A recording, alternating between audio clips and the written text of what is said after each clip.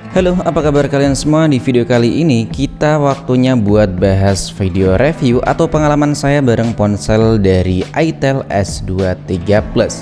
Tentunya sebagian besar dari kalian yang kemarin-kemarin tuh udah sempet nonton video dari unboxing dan juga gaming test dari ponsel Itel S23 Plus, ataupun pada video sebelumnya yang waktu itu kita bahas buat beberapa tips di ponsel Itel S23 Plus. Jadi sekarang ini kita mau nyeritain atau mau review ponsel dari Itel S23 Plus gimana menurut pendapat saya pribadi tentang ponsel dari Itel S23 Plus buat ponsel di rentang harga 2,2 jutaan rupiah atau bisa dibilang 2,2 jutaan mendekati 3 jutaan rupiah, karena sekarang ini buat harganya memang ada di kisaran 2,3 jutaan kurang lebihnya.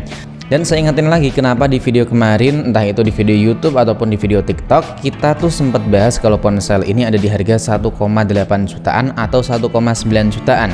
Ya, saya ingetin kalau harga tersebut buat harga first sale atau harga flash sale pertama kali launching ponsel Itel S23 Plus ini. Jadi dimohon jangan salah paham, dan seperti biasa buat kalian yang tertarik dan pengen nyobain ponsel dari Itel S23 Plus, kita udah siapin buat linknya di deskripsi pada video ini. Nah, pengalaman atau review yang pertama tentunya kita bahas dari segi tampilan desain dan juga bodinya. Nah, buat bodinya, kebanyakan dari sebagian besar orang di sekitar saya, ya bisa dibilang 90% atau 100% ya. Kalau nggak lihat bagian bodi belakang doang, ini ponsel rata-rata pada bilang ponsel harga 4-5 jutaan ke atas. Ya, dikarenakan apa? Tentunya dikarenakan buat tampilan depan ataupun layarnya yang udah kelihatan mantep banget.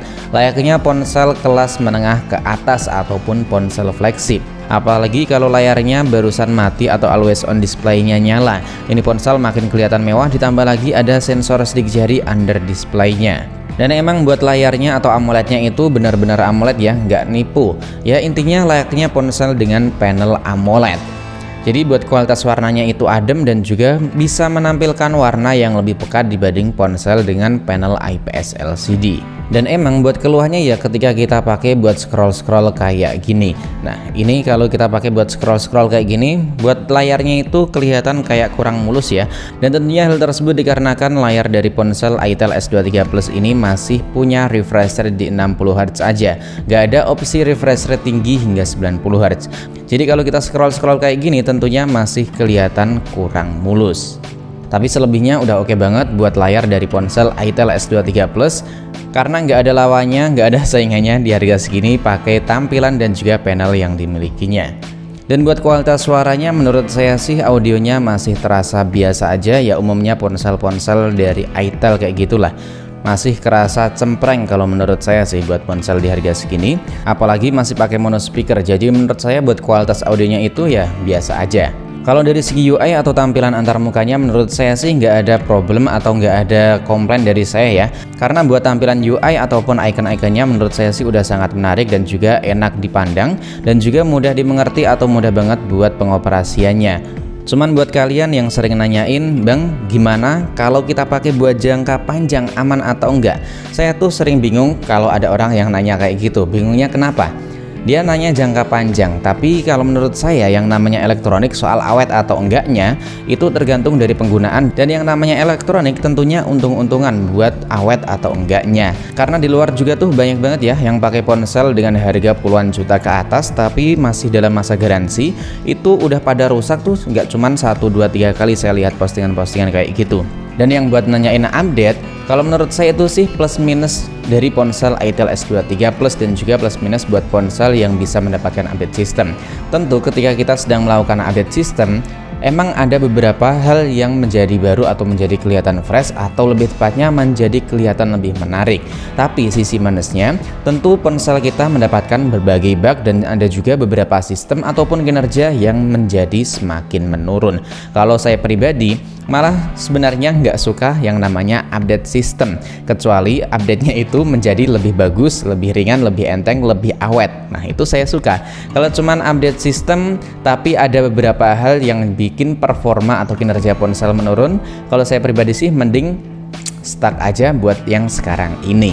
Sedangkan pengalaman saya pakai ponsel ini buat main game, menurut saya buat performanya itu biasa aja. Ya cukuplah umumnya ponsel di harga 2 jutaan Ini saya bilang harga 2 jutaan kalau kita lihat dari berbagai kompetitor, lebih tepatnya ponsel entry level. Buat performa main game, menurut saya buat chipset yang ditanamkan, ponsel ini masih tergolong lebih bagus ketimbang ponsel yang pakai chipset dari MediaTek Helio G88 yang pernah kita coba. Ya misalnya kayak Xiaomi Redmi 12 dan juga Tecnopova Neo 3, kemudian Infinix Hot 30. Nah, buat performa main game Mobile Legends masih terasa lancar banget di ponsel Itel S23 Plus ini. Buat main pakai Johnson lancar banget, gak kerasa lag ataupun oleng. Buat suhunya juga tergolong adem banget. Cuman buat pengalaman yang saya rasa, main game di ponsel ini meskipun udah punya giroskop hardware, namun waktu kita pakai buat main game PUBG Mobile, buat giroskopnya itu ya masih kerasa sedikit delay dan menurut saya kayak kurang stabil aja, kayak jitter gitu loh waktu kita goyang-goyangin. Kemudian buat FPS-nya juga stuck, gak bisa maksimal. Ini waktu kita bikin video gaming test kan di ponsel Itel S23 Plus itu pakai game Free Fire versi Mac, dan kita coba mainin ternyata terasa parah banget buat touch delay-nya. Jadi buat kalian yang gamenya itu cuma Mobile Legends, ini ponsel buat main game masih terasa sangat-sangat nyaman banget. Sedangkan buat baterainya, ponsel ini menurut saya buat konsumsinya ya umumnya ponsel di baterai 5000 mAh, meskipun kita aktifin buat sensor sidik jari under display, always on display ataupun dynamic ring-nya. Dan yang terakhir mari kita bahas buat segi fotografinya. Memang si ponsel ini hadir dengan 2 setup kamera saja, dan menurut saya buat kameranya ini sebagian besar dari orang termasuk saya sendiri pertama kali lihat saya kiranya tuh ponsel ini punya 3 setup kamera di bagian belakang, namun ternyata cuman 2 aja, dan yang kepake ternyata cuman 1 kamera doang. Cuman yang cukup disayangkan buat bagian fotografinya, ini ponsel gak ada opsi buat foto HDR. Ini udah kita coba cari-cari di bagian sini, gak ada opsi buat fotografi atau lebih tepatnya buat ngaktifin mode HDR-nya. Jadi kalau kita pakai buat foto-foto awan tuh tentunya kayak kurang gimana ya, kurang maksimal aja. Tapi buat kalian yang belinya di harga flash sale atau 1,8 jutaan, ini ponsel udah bagus banget.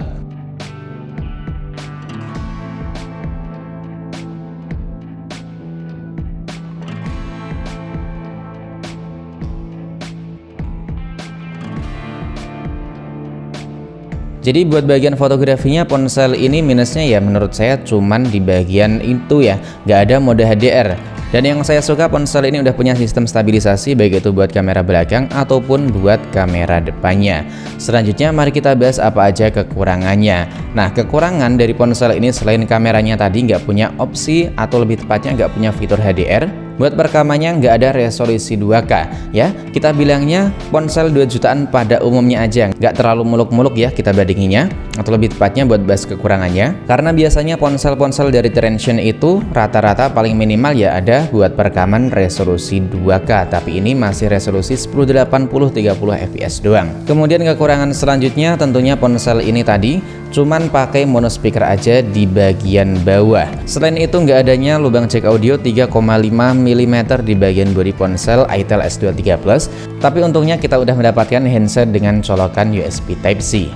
Selain itu buat kekurangan selanjutnya tentu di bagian layarnya yang masih pakai 60Hz, tapi udah tercover dengan berbagai fitur yang ada di bagian layar ponsel Itel S23 Plus. Dan yang terakhir yang bikin saya cukup males sama ponsel ini saya kan udah sering pakai buat ponsel di rentang harga 2 jutaan itu paling nggak ya ada di 30 wattan lebih ya. Nah, ini ponsel karena masih pakai pengisian atau adapter di 18 watt, jadi pengisiannya itu menurut saya tergolong lama banget. Karena waktu kita charger dari 8% ke 100%, ponsel dari Itel S23 Plus ini membutuhkan waktu hingga 2 jam lebih 13 menit, dengan catatan ponselnya kita hidupin dengan konektivitas WiFi masih terhubung. Jadi kesimpulan setelah kita review atau lebih tepatnya bahas kelebihan dan juga kekurangan dari ponsel Itel S23 Plus, menurut saya ponsel ini minusnya itu dikit banget dan semuanya itu udah tercover dengan berbagai fitur ataupun spesifikasi yang dimiliki oleh ponsel Itel S23 Plus.